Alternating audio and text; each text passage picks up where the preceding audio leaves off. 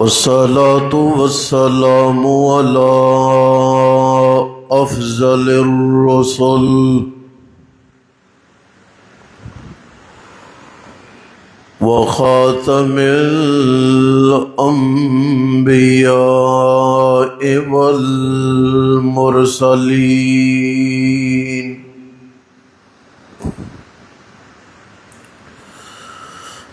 وعلى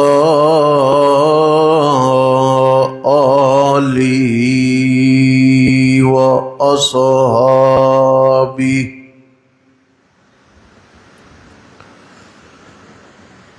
وذرياته وأهل بيته والناس أجمعين.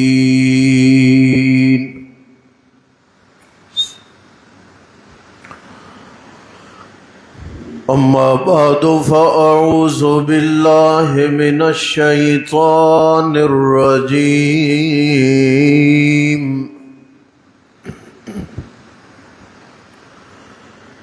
بسم الله الرحمن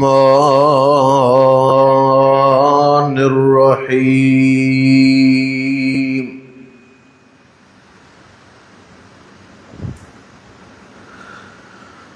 قد من الله على المؤمنين إذ بعث فيهم رسولا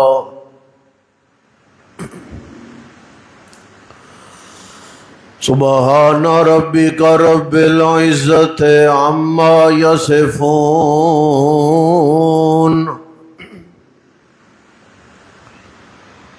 وسلام على المرسلين والحمد لله رب العالمين.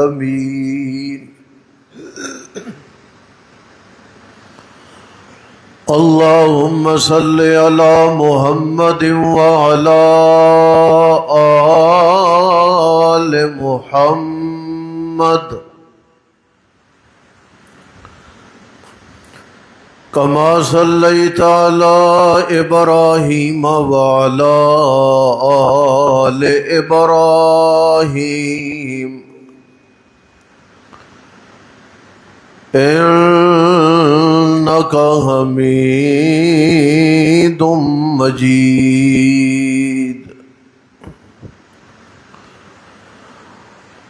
اللهم بارك على محمد وعلى آل محمد كما باركت على إبراهيم وعلى آل إبراهيم إنك حميد مجيد.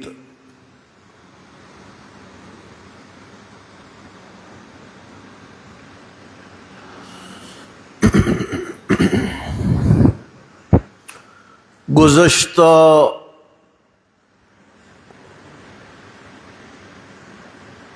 خطبہ جمعہ میں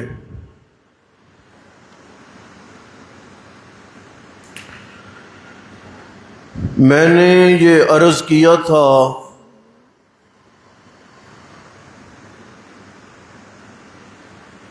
کہ امت مسلمہ کے ہر بچے کی یہ ضرورت ہے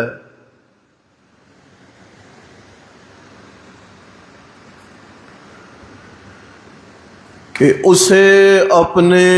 پاک پیغمبر رحمت دو عالم صلی اللہ علیہ وسلم کا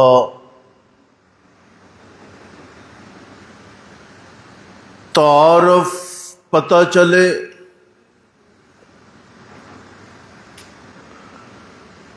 پیغمبر کریم علیہ السلام کی حیات طیبہ کا علم ہو،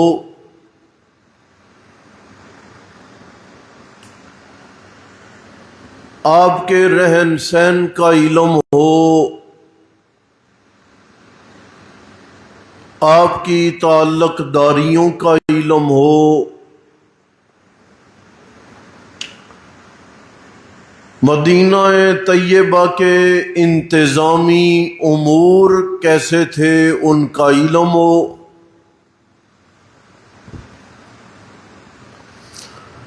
ازواج مطہرات سے رحمت دو عالم کا رویہ کیا تھا اس کا علم ہو،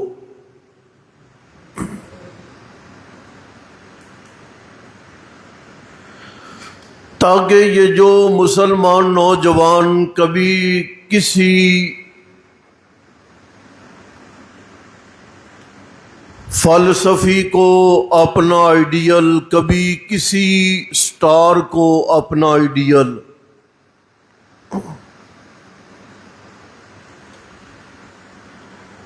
بلکہ آج ہم جس زمانے میں موجود ہیں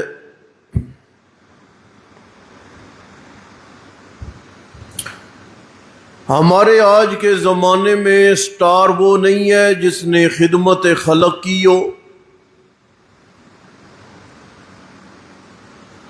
سٹار وہ بھی نہیں ہے جس نے ملک کے لیے قربانی دی ہو،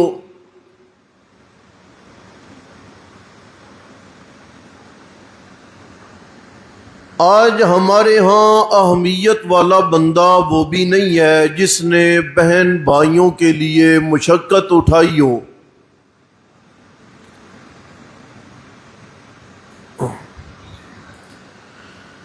بلکہ ہمارے زمانے میں اگر کسی کی گالی کو، تلخ کلامی کو یا کسی کی بیہودہ حرکت کو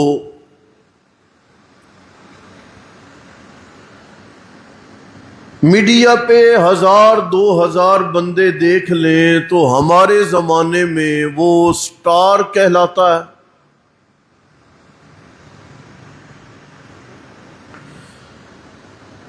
اور جاہل و اجہل قسم کے لوگ آٹوگراف لینے، تصویریں بنانے، اس کے ارد گرد جمع ہو جاتے ہیں، جی فلاں بڑا سٹار ہے، پھر ہم اس کے بالوں کو کاپی کرتے ہیں، ہم اس کے لباس کو کاپی کرتے ہیں، ہم اس کی انداز کو کاپی کرتے ہیں۔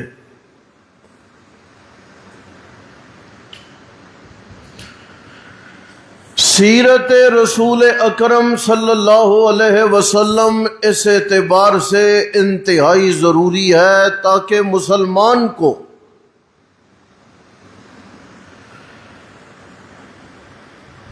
یہ راہ مل سکے کہ اگر اس کائنات میں کسی کو آئیڈیل بنایا جا سکتا ہے، نمونہ سمجھا جا سکتا ہے، آنکھیں بند کر کے کسی کے راہ کو، طریق کو فالو کیا جا سکتا ہے، تو وہ کوئی دنیا کا عام خاص بندہ نہیں، بلکہ وہ ذات ہے محمد الرسول اللہ صلی اللہ علیہ وسلم کی۔ اور قرآن کریم نے کہا، لوگو لقد کان لکم فی رسول اللہ اسوۃ حسنہ، میں نے اپنے پیغمبر کی زندگی تمہارے لیے ضابطہ حیات بنائی ہے، قانون بنایا ہے، دستور بنایا ہے، نصب العین بنایا ہے، میں نے یہ آئین بنایا ہے تمہارے لیے۔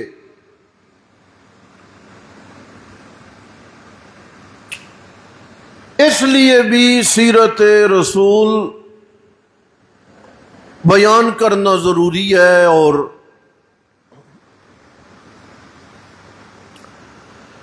میں یہ بھی عرض کر چکا ہوں کہ عام طور پر سن رہے ہو نا، تماشے کا دور ہے،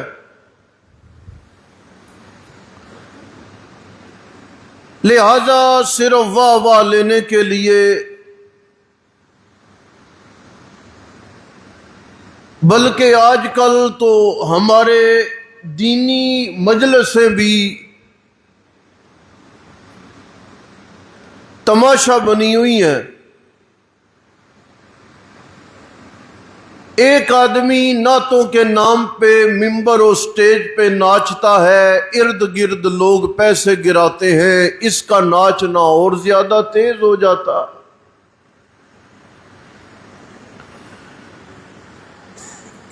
نہ تو نعت کا انکار ہے، نہ اشعار کا انکار ہے، نہ تعریف محمد کریم کا انکار ہے، انکار ہے طریقہ کار کا.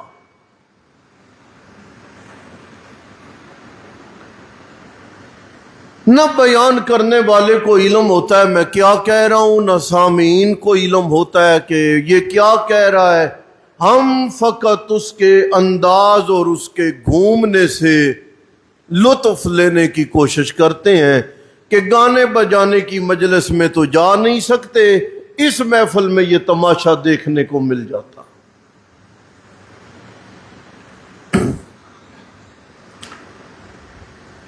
لہذا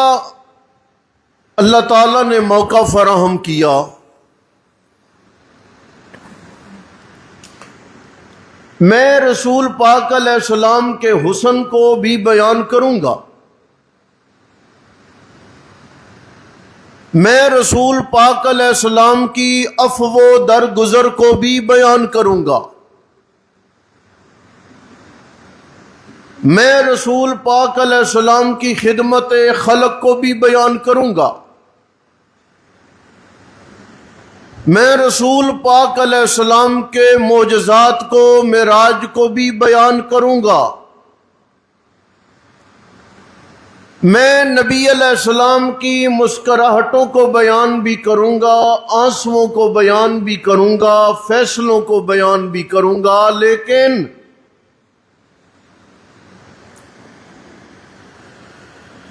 جہاں پر یہ سارے امور بیان کرنا ضروری ہے وہاں یہ امر بیان کرنا بھی ضروری ہے کہ نبی علیہ السلام کا ہمسایوں سے رویہ کیا تھا، دشمنوں سے رویہ کیا تھا،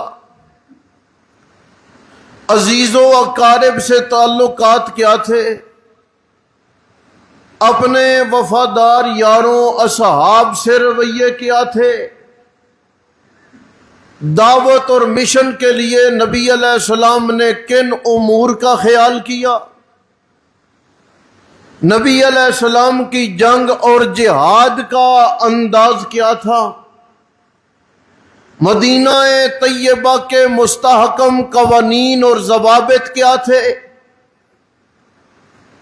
اسلامی پھلتی پھولتی ریاست کے پیچھے بنیادوں میں کون سی محنت کار فرما تھی تاکہ نوجوانوں کو یہ علم ہو سکے کہ ہم اس کائنات میں غیر مسلموں کے سامنے سر جھکا کے چلنے والے لوگ نہیں، بلکہ اسلامی ریاست میں قوانین میں ضوابط میں ہم اتنے فائق لوگ ہیں کہ سارے مذاہب کے لوگوں کو ہم سے قانون لینے پڑتے ہیں، ہمیں اپنی زندگی گزارنے کے لیے کسی اور سے قانون اور ضابطہ لینے کی ضرورت جاگ رہے ہو؟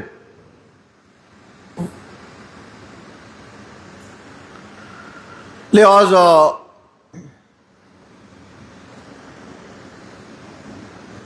چونکہ یہ ایک نیا انداز ہے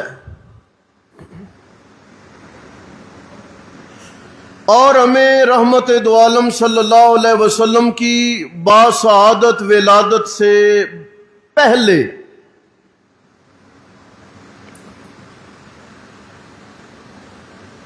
عرب کی ثقافت اور گزشتہ حالات کی طرف جب غور و فکر کرنا پڑے گا نا تو بعض خشک باتیں بعض سننے کو ملیں گی.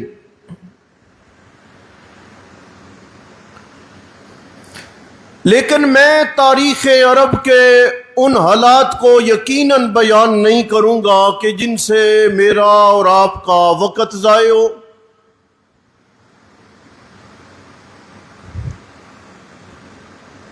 لیکن ولادت رسول سے کچھ تھوڑا سا زمانہ پیچھے ہمیں ضرور جانا پڑے گا تاکہ ہم اس بات کی تہہ تک پہنچیں کہ یہ خالی جگہ تھی، یہاں پہ جو مکہ آباد ہو گیا ہے،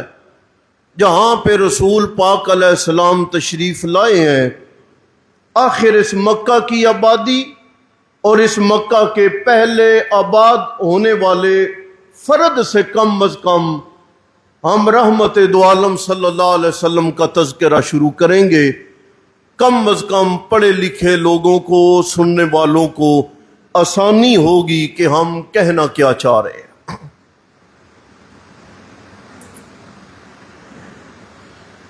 میں ابھی عرض کر چکا ہوں، ہماری مجلسوں کا، جلسوں کا، علماء کا، ہماری عوام کا جو المیہ اور خطرناک ترین المیہ ہے،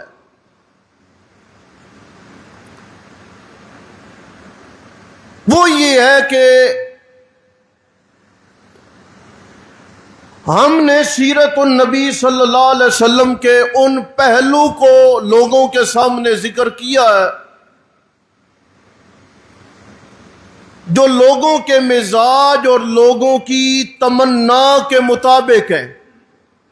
ایسے ہی ہے۔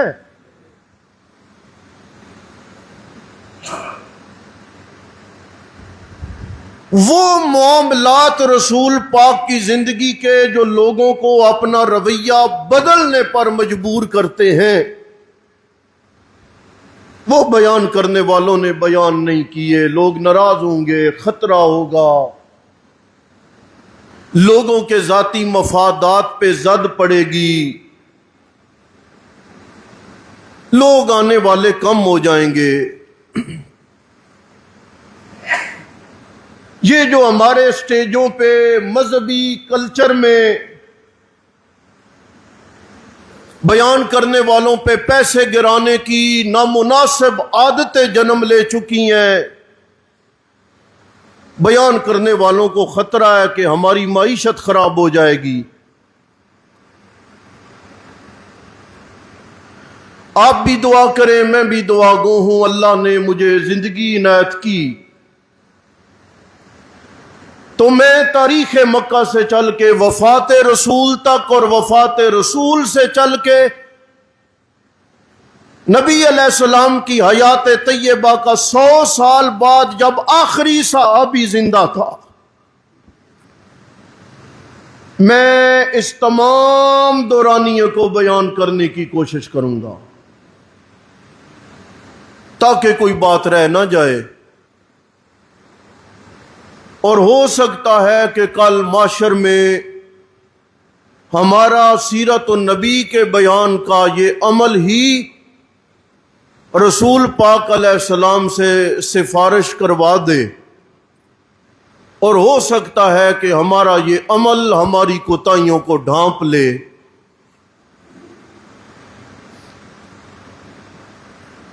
بات شروع کرتے ہیں جناب حضرت ابراہیم خلیل علیہ السلام سے،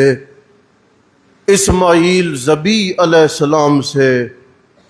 اور ان کی والدہ مکرمہ و محترمہ سے۔ جاگ رہے ہو؟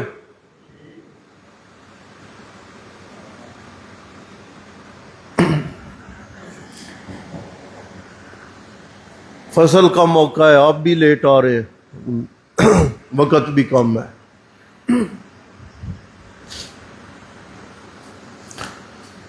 حضرت ابراہیم علیہ السلام کا جو علاقہ ہے نا، آج ذرا برداشت کر لیں، تھوڑا سا خشک،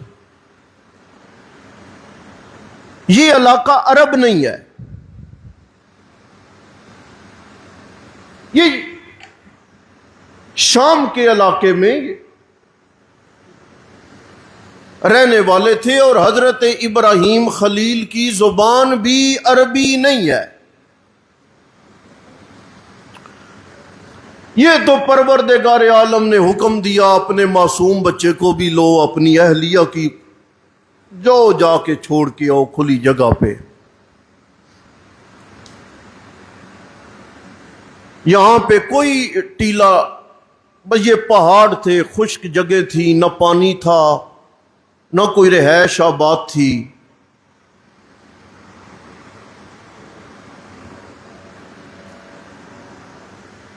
حضرت ابراہیم علیہ السلام لے کے آ گئے اپنی اہلیہ محترمہ کو مکہ مکرمہ میں، چھوڑا، واپس جانے لگے تو بی بی واپس پیچھے دوڑی ہیں۔ وہ گھر والا ناراض ہو کے بچوں کو چھوڑے تو سسرال چھوڑے نا، اتنی کھلی جگہ پر، اور وہ بھی معصوم بچہ جو دودھ پیتا ہے، اور زادیرہ کیا ہے، کوئی ستو ہے، کچھ پانی ہے، بس۔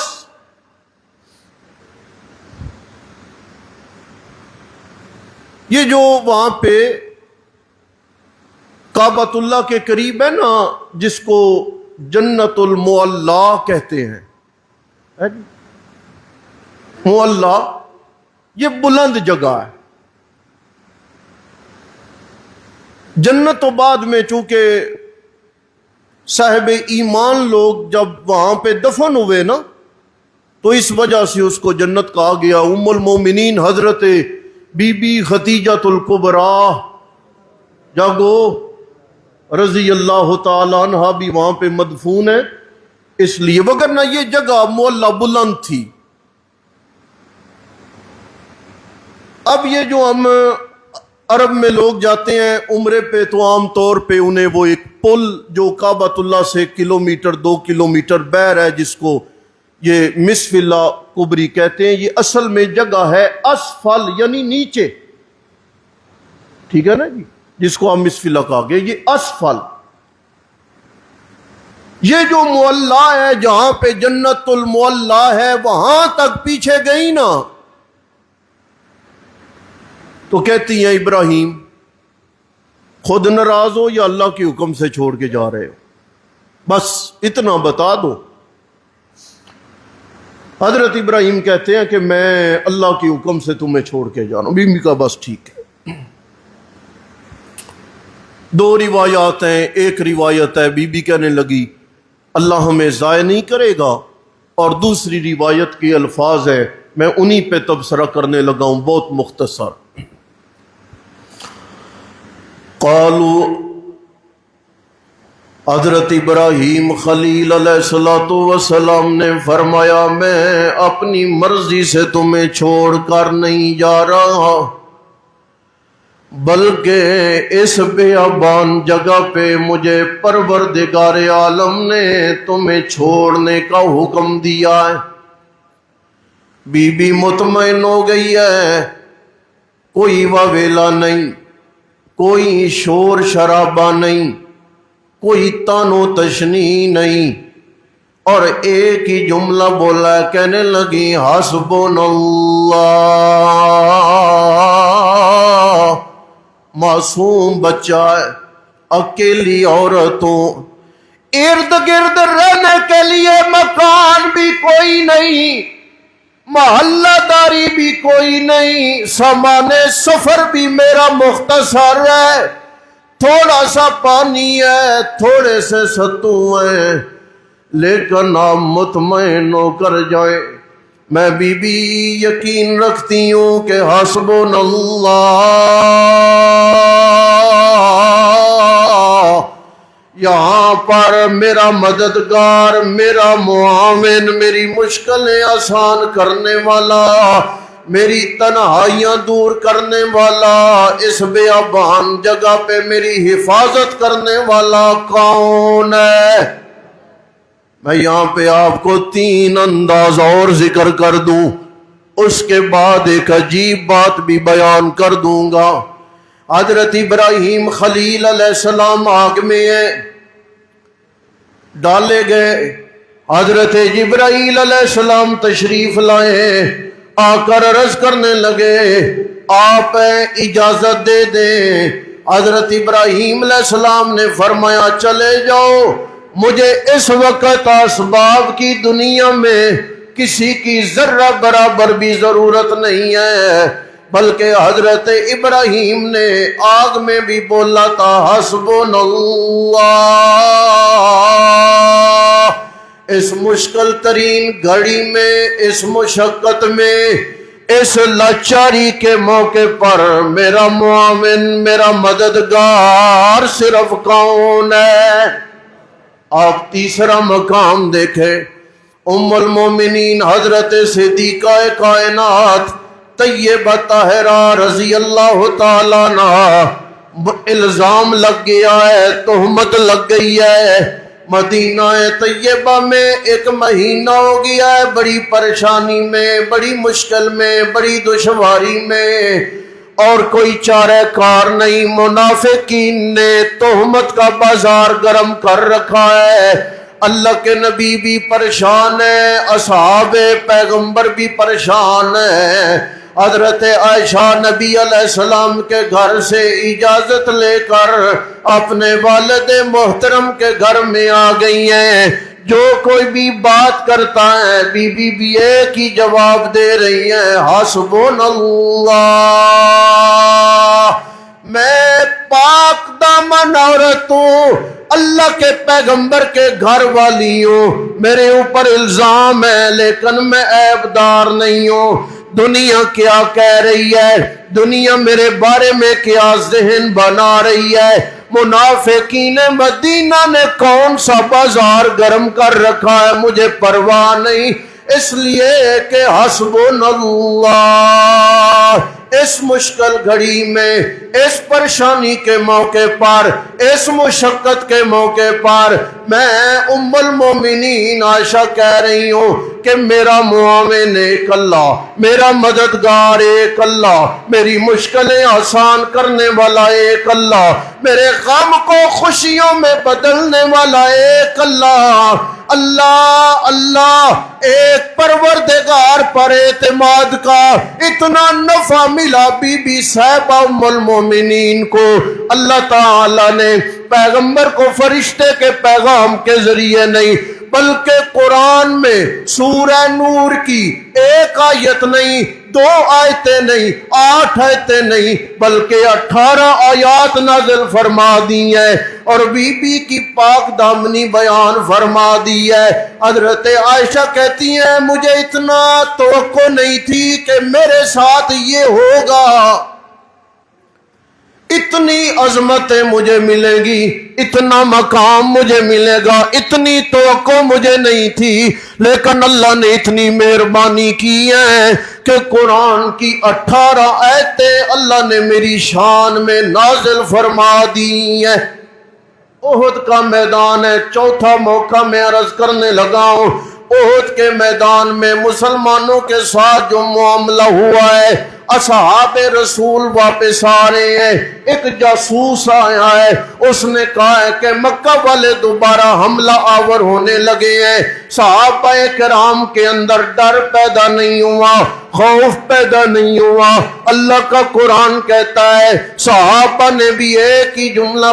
کہنے لگے حسبنا اللہ ونعم الوکیل، ہمیں اللہ کافی ہے، اس لیے کہ رکے کام چلانے والا، قسمتیں کھڑی کرنے والا، معاملات میں آسانیاں دینے والا۔ آگ میں خلیل یہ جملہ بولتے ہیں، تنہائی میں حضرت اسماعیل کی اماں یہ جملہ بولتی ہے، اوت کے میدان کی مشکلوں میں اصحاب پیغمبر یہ جملہ بولتے ہیں، اور غم کے موقع پر صدیقہ کائنات آگے ونعم ال۔ میں آپ کو آج کام کی بات بتاؤں، یہ آخری جملہ ہے۔ دائیں طرف والے ہیں اکثر سوئے ہوئے، گڑبڑ ہے۔ ہمارے علماء و مفسرین نے لکھا ہے کہ یہ ایسا اکسیر اور کامیاب ترین وظیفہ ہے کہ اس کے مقابلے کا کوئی اور عمل موجود نہیں۔ جو حضرت صلی اللہ علیہ وسلم سے پہلے انبیاء تک چلا آ رہا ہے وہ یہ، آپ بھی معمول بنائیں، مشکلات ہیں، دکھ ہیں، قرض ہے، کاروباری معاملات ہیں، سفری معاملات ہیں، بیماریاں ہیں، رشتوں کے معاملات ہیں، تنگ دستیاں ہیں، دشمن کا سامنا ہے، جو مرضی مشکل ہو، حسبنا اللہ و نعم الوکیل۔ ہمارے دو علماء حضرت بڑے شاہ جی سید عنایت اللہ شاہ صاحب رحمۃ اللہ علیہ، جو بیعت کرنے جاتا تو وہ بھی، اور سرگودا میں حضرت نیلوی شاہ صاحب رحمۃ اللہ تعالی علیہ، یہ دونوں حضرات اس میں ایک اضافہ بتایا کرتے تھے، میں بھی دوستوں کو بتاتا ہوں کہ آپ یہ معمول بنا لیں، حسبنا اللہ و نعم الوکیل، لا حول ولا قوت الا باللہ العلی العظیم۔ کامل ایمان اور کامل یقین سے آپ اسے جس معاملے کے لیے بھی پڑھیں، کوئی قید نہیں، کوئی گنتی نہیں، وضو ہے نہیں ہے، سفر میں ہو، آرام پہ ہو، بستر پہ ہو، کام پہ ہو، آپ اسے پڑھیں، جس مشکل یہ پڑھیں گے آپ کا یقین کامل ہے اللہ آپ کو اس سے ضرور نجات عطا کر دیں گے۔ وما علینا الا البلاغ المبین۔